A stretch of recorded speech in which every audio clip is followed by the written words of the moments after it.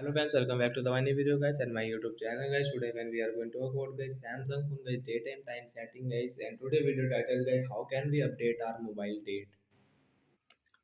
Friends, we want to update guys your phone date. So how can you update it today friends? I will show you, I will tell you in this video guys. So before starting video friends, first of all go and subscribe the channel guys, click the bell icon, like the video. Friends, now let's see how can we update our phone date. Friends, open your phone setting guys. After on phone setting guys, scroll it friends, you can see this tab setting. Friends, click on guys your phone general setting guys, tap on general setting guys.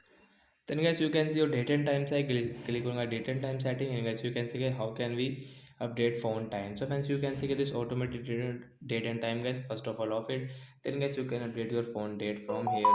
So as I will update into guys any date like 25 and 26 November, 29 guys we will update into 29. So friends, we can see 29 November guys we will update our phone date, and friends 29 November is Tuesday.